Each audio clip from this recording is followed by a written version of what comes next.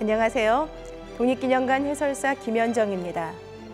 조선어학회 사건은 심증만으로 독립운동 가능성이 있는 사람을 체포할 수 있는 조선 사상범 예방 구금령이 실시된 이듬해인 1942년에 한글운동 탄압을 목적으로 일제가 조작한 사건입니다. 일제는 1938년에 제3차 조선교육령으로 학교에서 조선말 사용을 금지하였습니다. 그러한 때에 기차 안에서 한국말로 대화를 하던 여학생을 취조하여 사건을 키워갑니다. 취조 대상이 된 여학생은 함경남도 함흥 영생여자 고등보통학교를 다니던 박영옥으로 그녀의 일기장에서 오늘 국어를 사용하다가 벌을 받았다라는 문장을 문제 삼아 교사가 일본어 사용을 처벌한 것으로 단정하고 수사에 들어갑니다.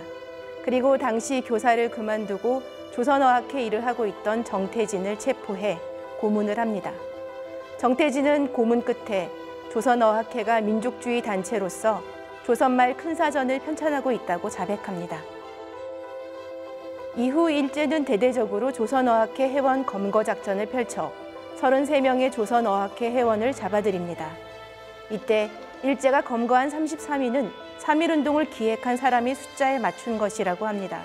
일제에 검거된 33명 가운데는 훗날 월북해 북한의 표준어 제정에 큰 영향력을 끼친 이긍로, 영화 말모이에서 윤계상 씨가 맡은 인물이죠.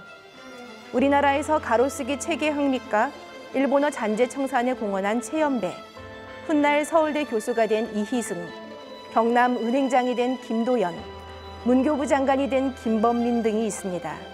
이 중 16명은 치안유지법과 내란죄 위반으로 기소처분을 받습니다. 기소처분을 받은 이들 가운데 이윤재와 한징은 거듭된 고문과 추위, 배고픔 등으로 옥사하게 되고 실형을 언도받았던 사람들은 일제가 패망하기까지 3년여의 옥고를 치르게 됩니다. 일제가 패망하고 한 달여의 시간이 지난 1945년 9월 8일 우리말 사전 편찬에 반드시 필요한 일제에게 압수당했던 조선말 큰사전 원고 26,500여 장을 경성역 창고에서 발견했다는 소식을 듣게 됩니다. 이렇게 기적처럼 되찾은 원고를 토대로 1957년까지 총 6건의 조선말 큰사전을 완간합니다. 조선어학회 사건으로 옥사하신 이윤재 선생님의 말과 글은 민족과 운명을 같이 한다는 말씀을 여러 사람들이 함께 지켜냈기에 지금 우리가 이렇게 우리의 말을 자유롭게 사용할 수 있는 것이 아닌가 싶습니다.